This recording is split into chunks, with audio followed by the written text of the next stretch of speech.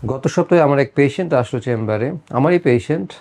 উনি আলসারেটিভ কোলাইটিসের একজন রুগী, প্রায় 5 বছর ধরে ঔষধ খাচ্ছেন। দেখলাম ভদ্রলোক একটু বিমর্ষ। পেশেন্ট আমাকে জিজ্ঞেস করলেন যে, ডাক্তার সাহেব, 5 বছর ধরে তো ঔষধ খাচ্ছি, রোগ তো ভালো হচ্ছে না, মাঝে মাঝে খারাপ হয়, আপনি আবার ঔষধ বাড়িয়ে দেন, তো এর কি কোনো পার্মানেন্ট চিকিৎসা নাই? বাইরে দেখলাম একজন পেশেন্ট যাকে আপনি 3 বছরের মাথায় অপারেশন করে দিয়েছেন, তো আমাকেও কি অপারেশন করে দেওয়া যায় না? তো আমি পেশেন্টকে বললাম যে, আপনি কি ভদ্রলোককে জিজ্ঞেস করে দেখেছেন যে কেন অপারেশন করা লেগেছে? প্রথমত তার ছিল সিভিয়ার আলসারেটিভ কোলাইটিস। প্রতিদিন প্রায় 10-12 বার করে টয়লেটে যাওয়া লাগতো, কোনো কাজ করতে পারতেন না, প্রচুর রক্ত যেত, কয়েক মাস পর পর রক্ত দেওয়া লাগতো, এবং আমরা সর্বোচ্চ চিকিৎসা দিয়েও কোনোভাবেই তার রোগ কন্ট্রোল করতে পারছিলাম না।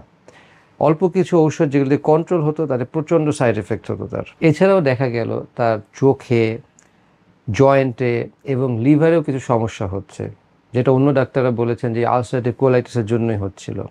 এবং সবচেয়ে বড় কথা, তার কোলনের ভিতরে বেশ কিছু জায়গা আমরা পেয়েছি যেখান থেকে বায়োপসি নিয়ে দেখা গেল যে এখান থেকে ক্যান্সার হওয়ার একটা সম্ভাবনা আছে, তাই তার অপারেশন করে দেওয়া হয়েছে। তো আপনার কি এর কোনোই আছে? আপনি খুব ভালো আছেন, দিনে হয়তো 1-2 বার টয়লেটে যাওয়া লাগছে, অত বেশি রক্তও যাচ্ছে না, কেন অপারেশন করবেন? আর আপনি তো রেগুলার চেক আপে আছেনই, কোনো ক্যান্সার হওয়ার আগেই তা ধরা পড়ে যাবে। রুগী বেশ আশ্বস্ত হলেন, দেখে মনে হলো যে এবার সে একটু কনফিডেন্স পেয়েছেন।